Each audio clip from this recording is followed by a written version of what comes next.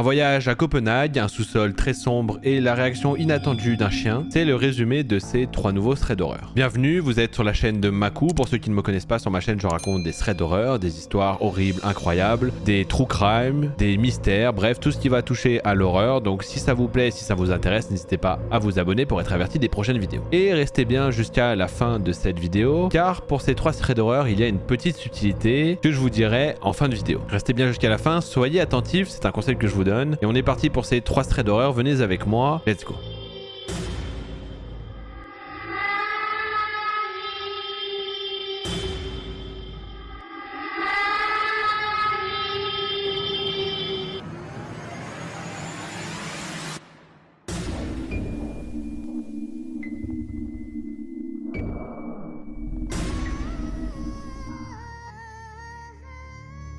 La première histoire, c'est l'histoire de Lucie, et elle nous raconte ce qui s'est passé il y a quelques mois dans un McDonald's à Copenhague. Elle explique qu'elle n'est pas danoise, mais qu'elle visite le pays pour une journée. Et comme elle voulait voyager pas cher, elle a décidé de prendre le bus le moins cher, qui se trouve être celui qui arrive à 23 h. Donc elle arrive donc la veille du jour où elle va visiter, et elle se dit que pour économiser de l'argent, elle va simplement dormir dans la gare dans laquelle elle va arriver, qu'elle va en profiter pour faire ses petites recherches, qu'elle ira visiter la ville le lendemain, et qu'elle repartira dans le bus du soir. Bref, en arrivant là-bas, elle se rend compte assez rapidement qu'elle va pas pouvoir dormir dans la gare parce qu'il fait beaucoup trop froid. Mais juste en face se trouve un McDonald's qui est ouvert 24 h sur 24, 7 jours sur 7. Elle se dit donc qu'elle va aller s'installer à l'intérieur, prendre un petit café et s'asseoir à une table vide. Elle se dit que beaucoup d'éclairage, des gens à moitié ivres, c'est parfait pour la tenir éveillée. Elle ajoute juste un petit détail qui est quand même important pour la suite, c'est que c'est une jeune femme de 23 ans. Alors qu'elle est assise depuis un certain temps à sa place, un type étrange s'approche d'elle et place un gobelet d'une boisson qu'elle ne connaît pas sur sa table, en lui disant simplement en danois, elle dit qu'elle ne parle pas danois mais qu'elle pense avoir compris, qu'il lui a dit « Bon voilà, j'ai pris un menu mais j'ai pas bu cette boisson, tiens je te la donne, tu peux la boire. » Bref, après ça, elle y a pas trop prêté attention, elle a laissé le gobelet sur la table, elle se dit simplement que c'était un ivrogne au hasard comme ça qui a essayé de flirter avec elle. Mais au même moment, elle se rend compte qu'en face d'elle, à une table plus loin, il y a un autre gars qui est assis, qui est en train de la fixer. Elle dit qu'elle a croisé son regard à un moment quand elle a levé la tête et que maintenant, il n'arrête pas de la regarder, ce qui l'effraie totalement. Elle aime vraiment pas être observée comme ça et personne aime être observé comme ça à mon avis. Et il est resté assis là à l'observer pendant près d'1 heure alors qu'il avait déjà fini de manger et qu'il n'avait plus de nourriture devant lui. Au bout d'un moment, alors qu'elle essaie d'éviter son regard, elle voit que le mec se lève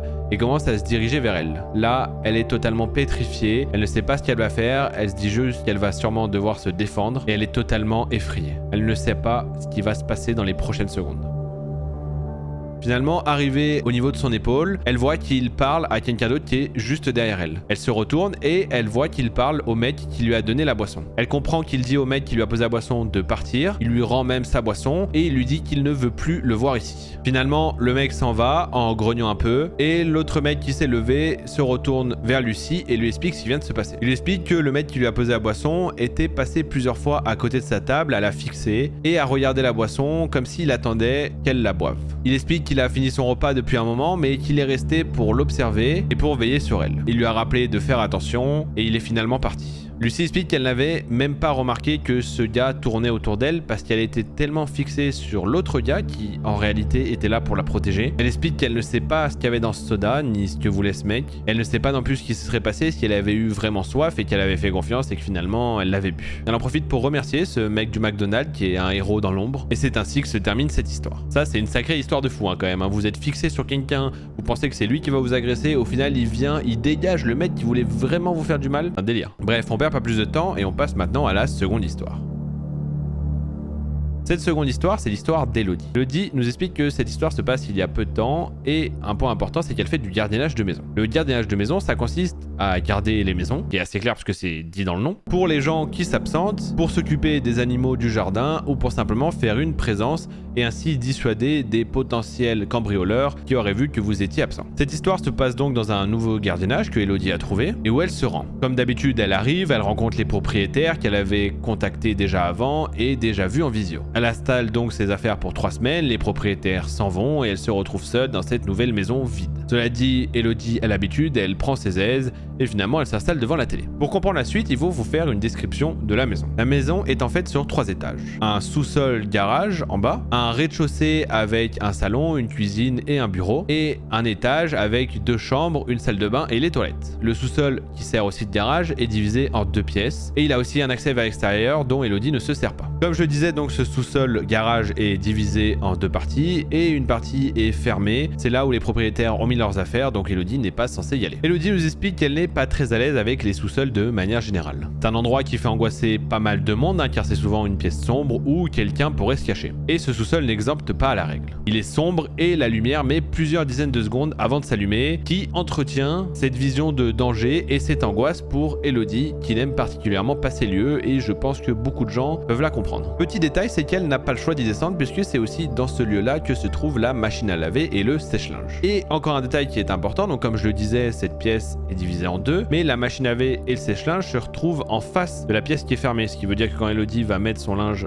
dans les machines, eh bien la pièce fermée est juste derrière elle. Et elle a un très mauvais feeling avec cette pièce-là. Le fait d'avoir cette pièce inconnue derrière elle qu'elle a déjà jamais vue et qui est toujours plongée dans l'obscurité. Surtout qu'au-dessus de la porte, il y a une sorte de grille et ça lui fait imaginer que quelqu'un pourrait la voir s'il se mettait sur la pointe des pieds ou quoi, bref. Elodie a beaucoup d'imagination et lorsqu'elle descend, elle y va vite, ne perd pas de temps et essaie d'ignorer ses angoisses. Vous l'aurez compris, elle y va le moins possible. Un jour, alors qu'elle veut y descendre pour laver son linge, elle voit qu'une lumière est allumée. Autant vous dire que ça l'angoisse car comme je disais, elle déteste déjà le lieu et elle ne se souvient pas avoir oublié d'éteindre la lumière. Bon, elle rationalise et elle se dit que c'est quand même sûrement ça, comme ça arrive à tout le monde. Elle descend, met sa machine en route, puis remonte le plus vite possible, tout en évidemment éteignant la lumière. Enfin, c'est ce qu'elle croyait parce que lorsqu'elle y retourne, elle voit que la lumière est de nouveau allumée. Elle était pourtant persuadée de l'avoir éteinte.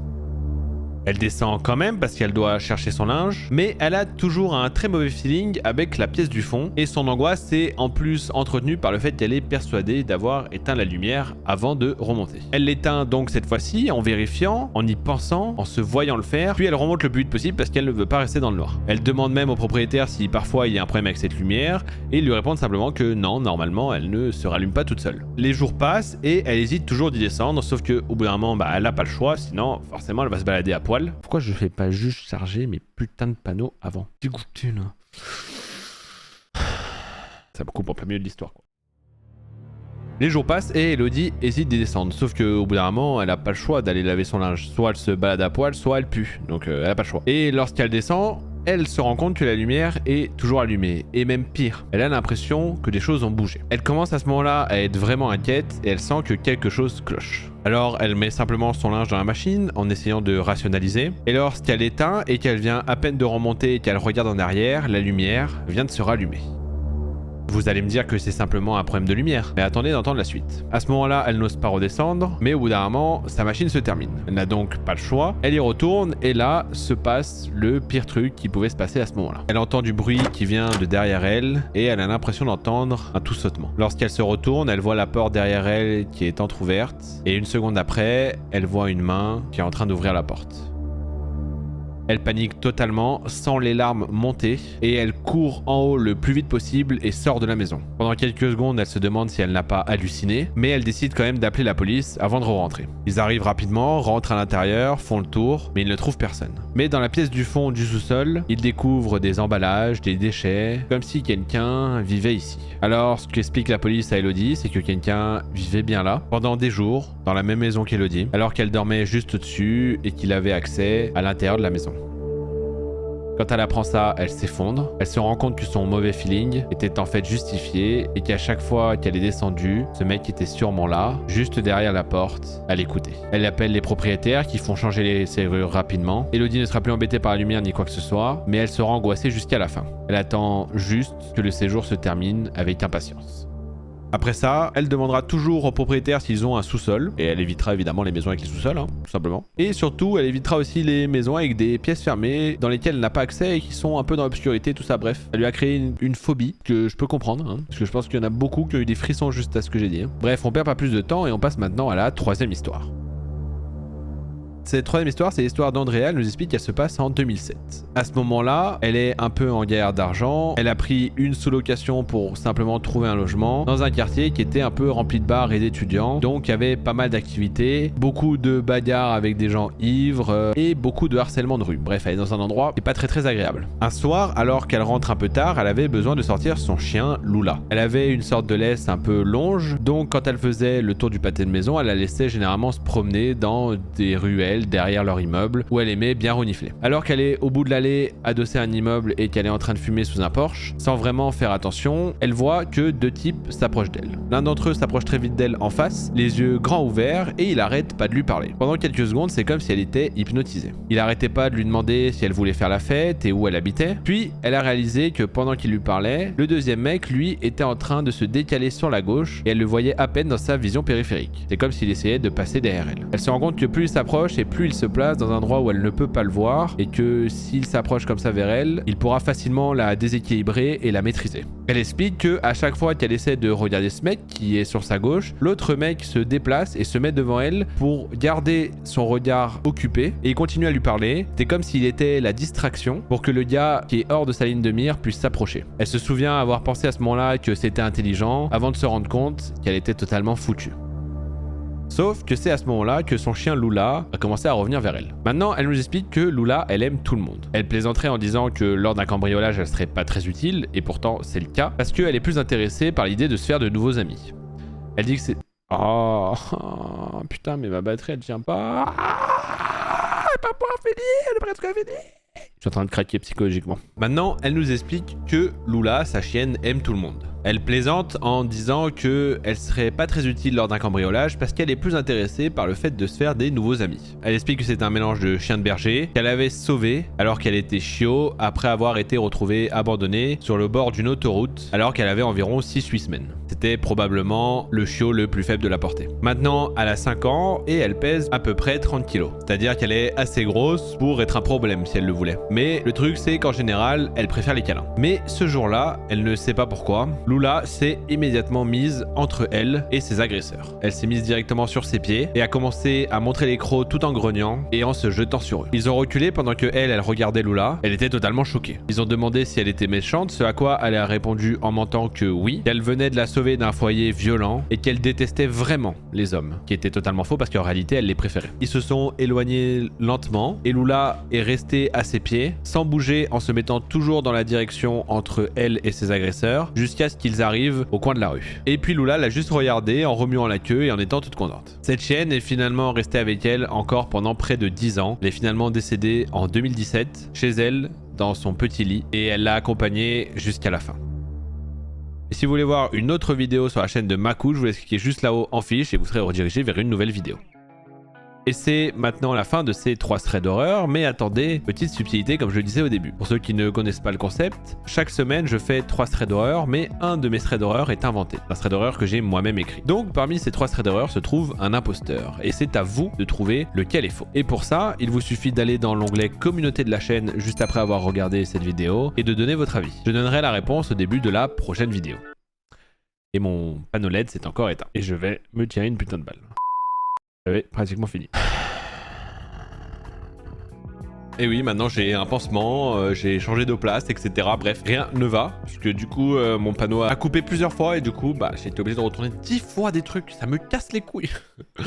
Bref, et du coup, je donnerai la réponse de l'imposteur de cette vidéo dans la prochaine vidéo. Et sur ce, j'espère que ça vous a plu. Si c'est le cas, n'hésitez pas à le dire dans les commentaires. Évidemment, à liker, à partager et à vous abonner. Moi, ça m'aide énormément et pour vous, c'est gratuit. Et je vous souhaite une excellente matinée, nuit, journée, ce que vous voulez. Et je vous fais un bisou, la famille. Ouh, on a réussi à tourner sans que le panneau coupe. Ouais, 3h30 de tournage, let's go!